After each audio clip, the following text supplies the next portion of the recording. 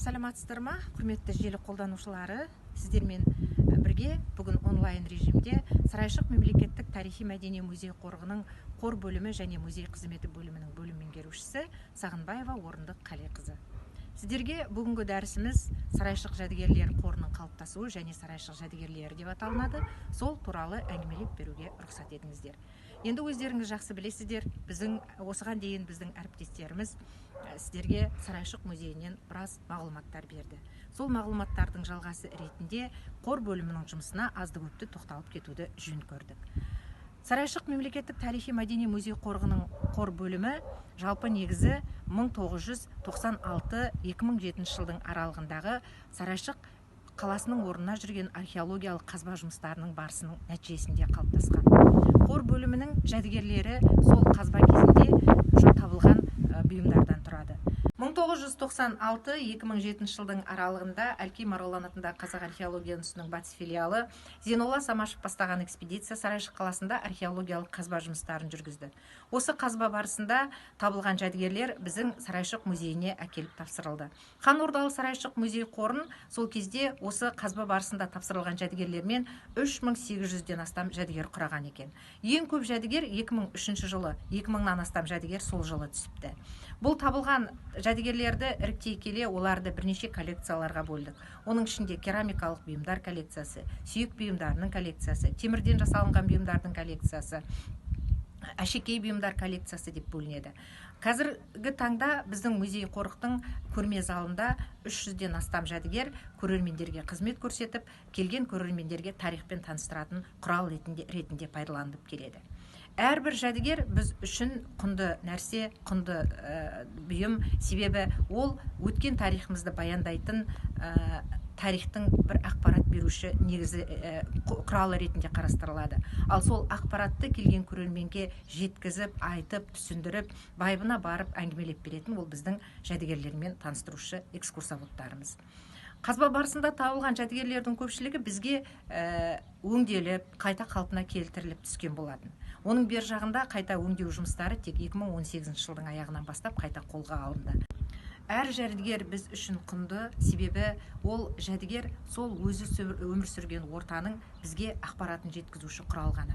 Ал сол құралды ғылыми негізге сүйеніп, көрерменге байыпты баяндап, тарихымыздан мағлұмат беру ол бізде жүрген экскурсоводтардың басты міндеттері. Сондықтан біздің экскурсоводтарымыз оқып, жетіліп, өз білімдерін жетілдіріп, тарихпен таныстыруға ерекше мән беріп отыр.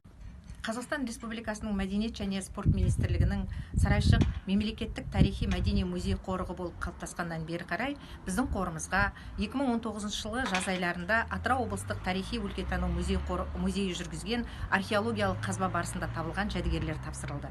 280 дана жәдігерді қабылдап алып, оларды іріктеп, қосымша және негізгі қорға қостық. Сол табылған жәдігерлер біздің қазір музейіміздің қорына түскен құнды жәдігерлердің бірі болып табылады. 2019 жылдың басынан бастап бізде музейге сый акциясы жолға қойылды.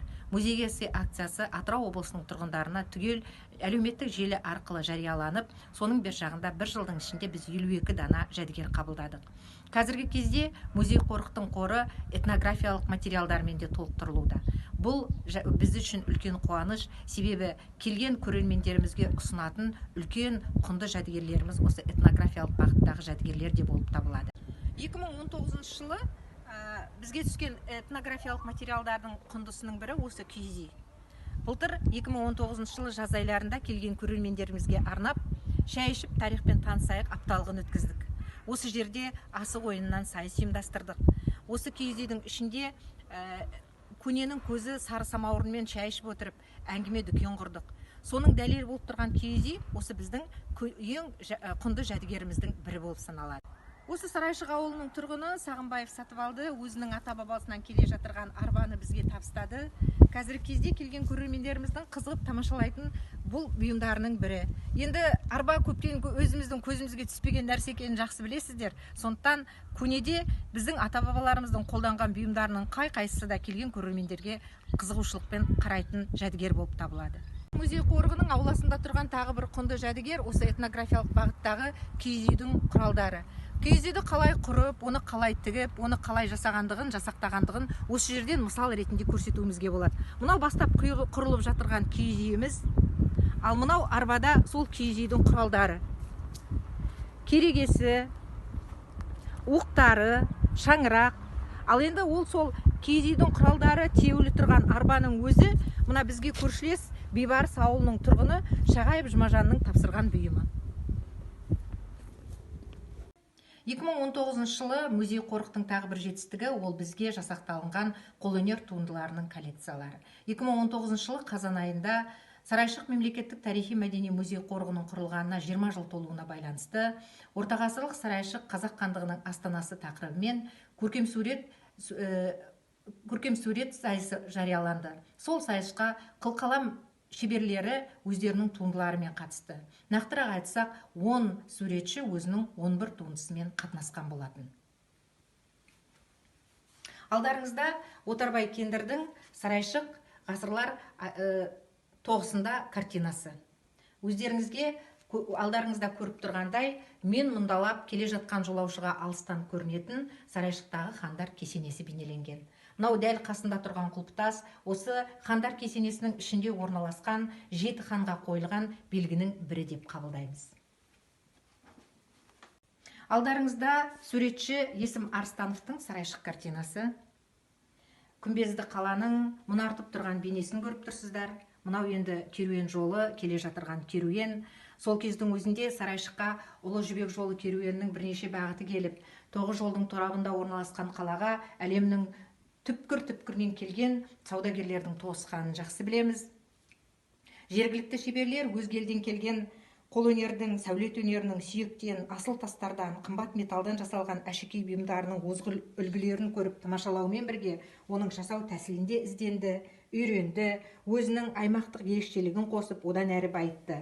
Жалпы Жібек жолының сол кездегі бейнесін Парсының шежіреші ақыны Нәсір ибн Қысыраудың мына өлең шумақтарымен түйіндеуге болатын сияқты. Жадыңа түт, әл араптай кешегі, шабандоз жоқ, жыр бәйітке көшелі. Ал гректің ежелгі есті ұлдары жер жиһанды емшілікпен ұрлады.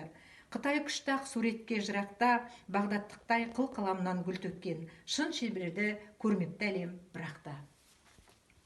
Келесі сурет Еркін Бозжігітовтің Сарайшық алтын қайық деп аталынатын картинасы. Кез келген сурет өнеріне негіз бола алған Сарайшықтың әсем аңыздарының бірі осында салынған секер көл жасалынған, қолдан жасатылған. Сосын сол көлге жүзуге шыққан алтын қайық болып қала береді. Біздің назарларыңызға ұсынғанымыз сол сайыс нәтижесінде жүлделі орынға ие болған суретшілердің музей қорыққа сыйға тартқан туындылары. Біздің музейдің жақсы бір коллекциясы, көркем сурет коллекциялары осылай қалыптасқан болатын. Біздің бүгінгі дәрісіміз осымен аяқталды. Назар қойып тыңдағандарыңызға үлкен рахмет. Індеттен құтылып, жақсы күндерде жолығайық. Сау болыңыздар.